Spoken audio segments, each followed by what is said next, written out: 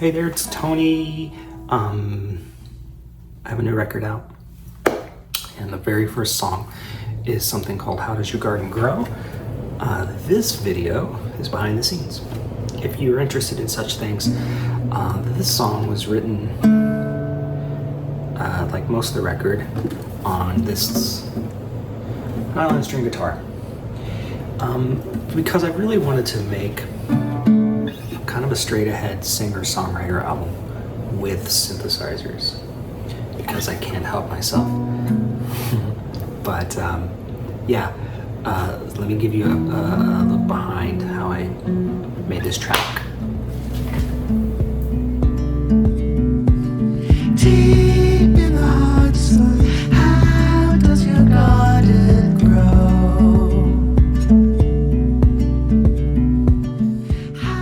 So this was the first song that I wrote for the new album. The new record, by the way, is called Brighter Days. I hope you give it a listen, and I hope you like it. This first song is called How Does Your Garden Grow? And it was inspired largely by my students. I teach part-time at a local college, and a lot of my students come from really challenging backgrounds. They still inspire me. They still strive, even against some really challenging odds. And that was the impetus for the song. I think it's true of all of us. You know, a lot of us, even against dark struggles, will continue to create, and I just find that incredibly inspiring. Take a walk down any sidewalk and you'll find little weeds growing in the concrete. Even in the desert, you'll find these little plants striving. So that was what this song is about. After I'd written the song, and I wrote it, like most of this record, I wrote it on a nylon string guitar. I tried to keep it very simple, and I wanted to make the arrangement fairly simple as well. So if we shift now to how I actually recorded the song, it did start with this kind of unique way of making percussion out of an old analog modular synth. So let me shift over to that and I'll show you.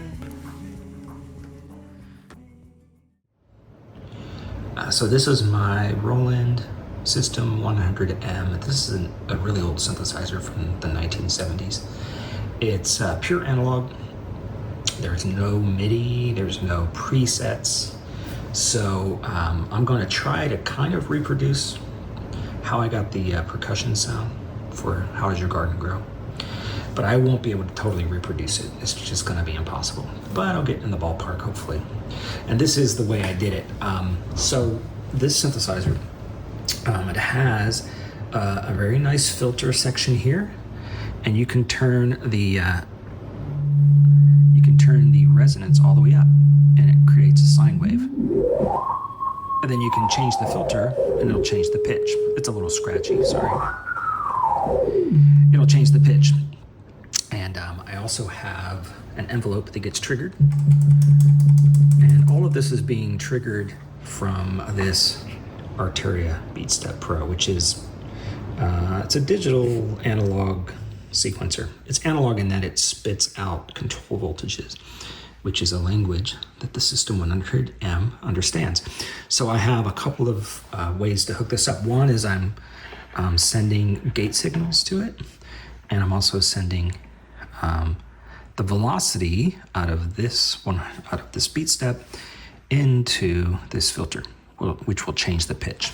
So depending on how I set the velocity up, that's how the pitch gets set up. So anyway, complicated, but let me just play it so you understand.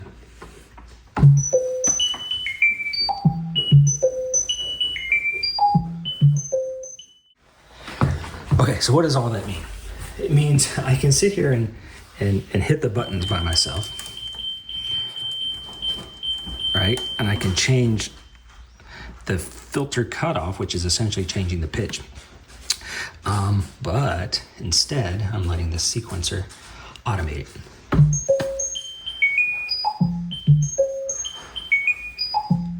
Okay, so that's the first part. It's boring and repetitive and annoying, but if you do this, and so So the audio from the System 100M is coming into Logic. I use Logic for the most part on this record.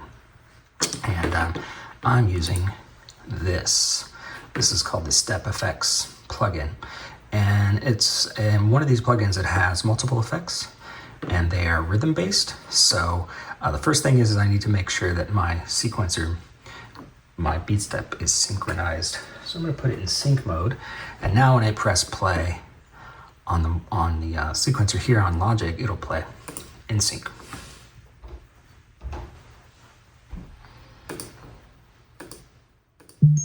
There we go. I do have just an LA3A, sorry, on there.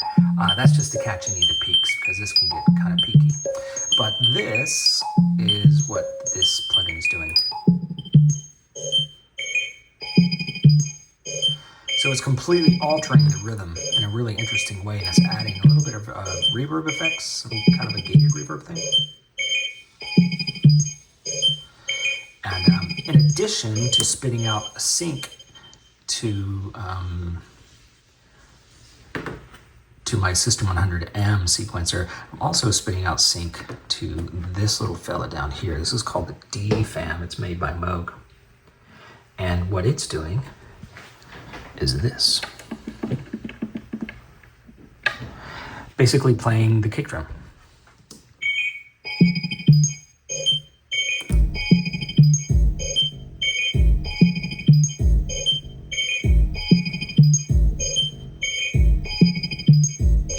Pardon my mess. I have a messy desk today.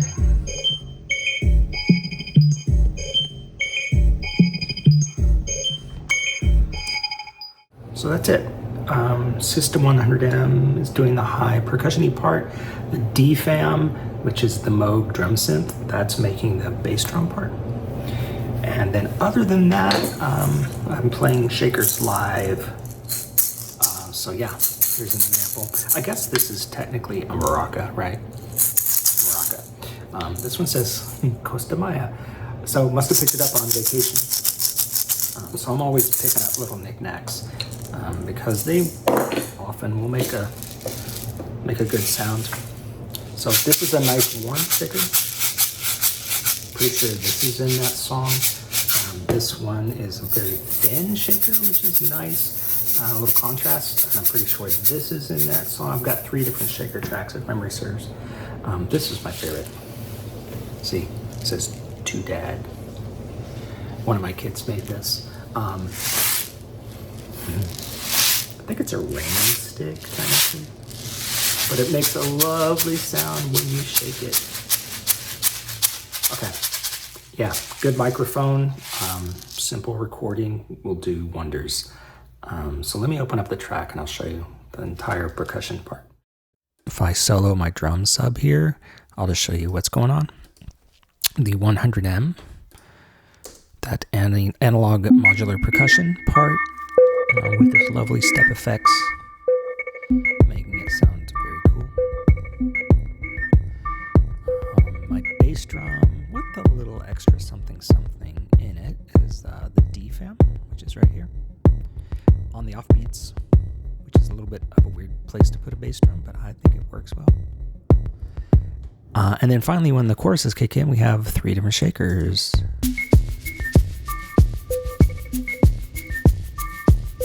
Yeah, a couple of chunky boys and a thin shaker. That's basically the whole song. There is one little part here, which is it's this boxy topper. And it's kind of a loop, but it's really more of an event. I've got some filtering happening on it, in addition to this lovely Echo Boy echo.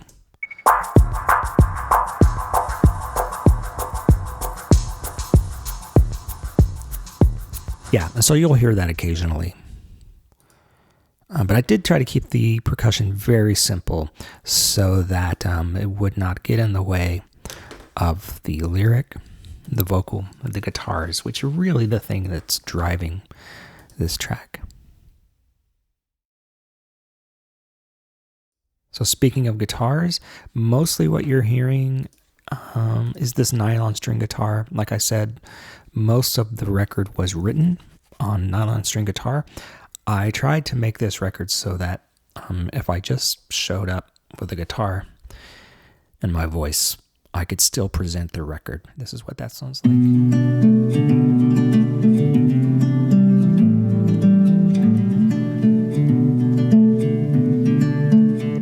Later on in the song, a steel string pair of guitars joins it. It sounds like this. It's doubling.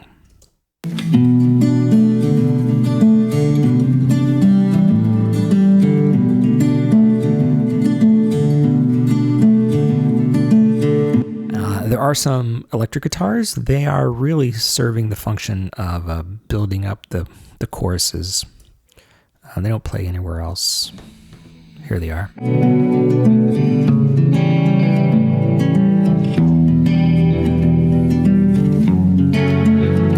some strings.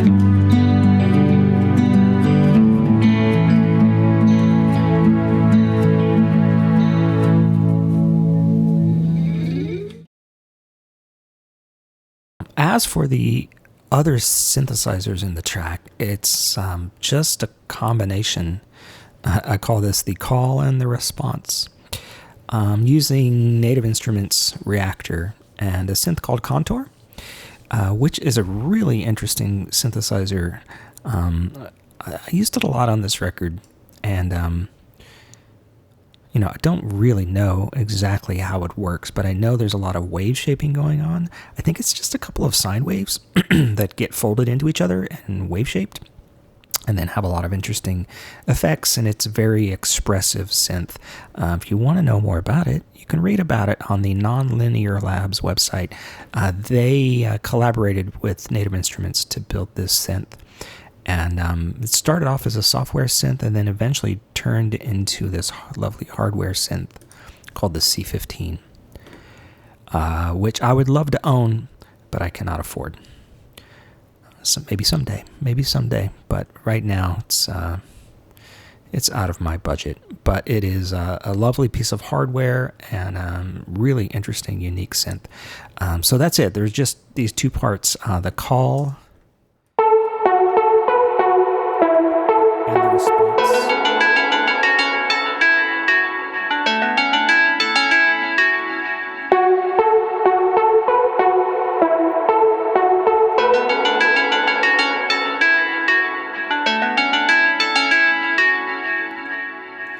You'll see one other track down here called Breath, and it's simply breath.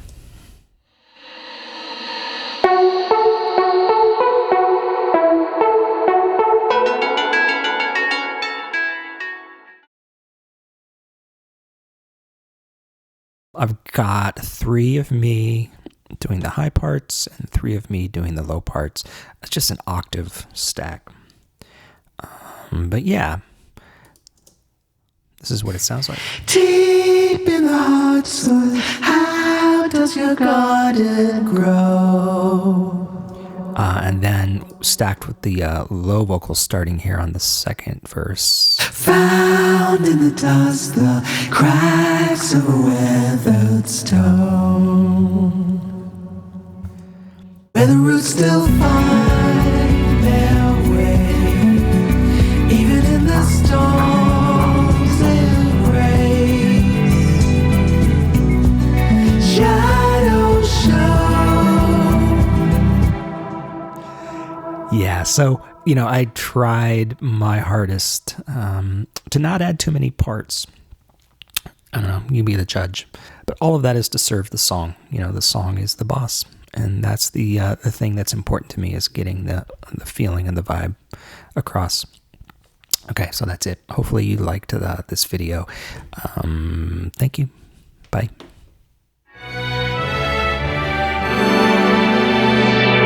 In the cracks of broken clay, where the roots still find